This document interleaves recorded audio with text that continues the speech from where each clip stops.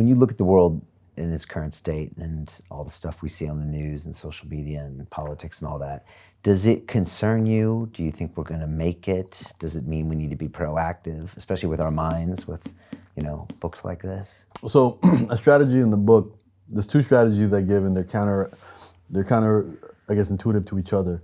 One strategy is zoom in. When you encounter a challenge, zoom in, look deeper, look at the details of it. So for me, looking at the person who betrayed me, I look deeper at the situation and realize that they came from a broken place, and that's why they ended up, continuing that cycle and making poor, non-sustainable choices when it came to me. And that allowed me to have compassion towards them.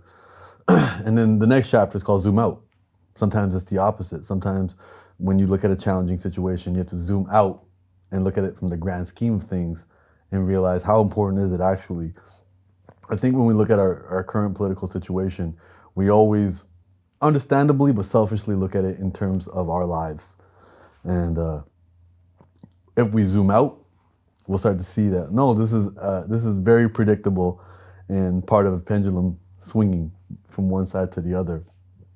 And again, the farther we zoom out, if we look at our history of our countries, of our societies, if we zoom out 100 years, we'll start to see patterns. Zoom out of 500 years, a bigger pattern.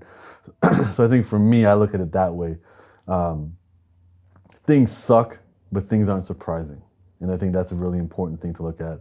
I read a really interesting article just 2 nights ago from The Economist saying an increase in democracy leads to a decrease of enthusiasm towards democracy.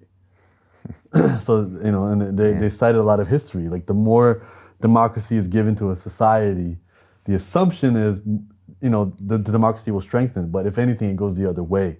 And people get too free and they start craving something else, whether it's authoritarianism, fascism, communism, or something. And that's why we constantly need somebody super left and super right and everybody in between to have these important dialogues. I think the challenge now is, and a very valid argument for the idea that we might be at the decline of our society, is social media. Because social media allows hyper echo chambers to form, where now you can curate, because social media just wants to keep you on their platforms. They will only show you the news and the information that you want to see, not the news and information you need to see. And I feel like that is extremely detrimental to any free society, because it's taking away free thought. And information is becoming weaponized on a hyper level. And it doesn't matter who's in power now. It doesn't matter who's abusing their power now. These practices aren't going to go away. Best practices never go away. And if you're a politically ambitious person, you're going to pick up on some of this stuff, and you're going to be like, wait a minute, I can, 20 years ago, if somebody accused me of sexual assault, I had to instantly resign and disappear, even if it wasn't true. Like, that was the assassin's bullet. Now I just have to say fake news. And people forget in a day, that practice is going to continue.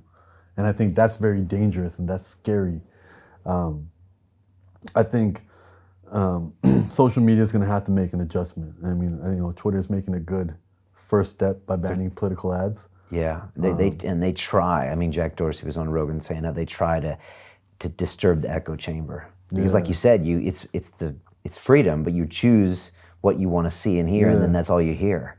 Yeah, right? But like your feed needs to be like my feed. Right. And now your feed is so, even if you're following the same people I'm following, your feed's still different than mine. It's so curated. Right. And I think there's a danger to that. And there's such a danger to that. And I feel like that, in my opinion, because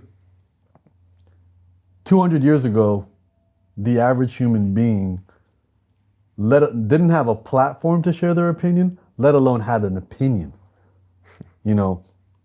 Or didn't know they had an opinion. Didn't know they had an opinion, or didn't know they were allowed to have an opinion. Yeah. Now we're given, carte blanche and freedom to share our opinion all the time, and we're adolescents in that space. And it used to be think before you speak, and now it's literally Google before you tweet. people think they're entitled to an opinion, which you're not. You're entitled to an informed opinion. And an informed opinion requires a couple of calories and some effort and some time, which people don't want to do. But we're given these platforms where, opinions are manipulated. Your feed is curated for you, and fear is a powerful weapon. So people can, you're not happy with the way your life is. People can inundate your feed with information blaming immigrants for why your job sucks, blaming women for why you don't have the freedoms you used to have as a male 20 years ago, always blaming the other, and it's very convenient. And self-pity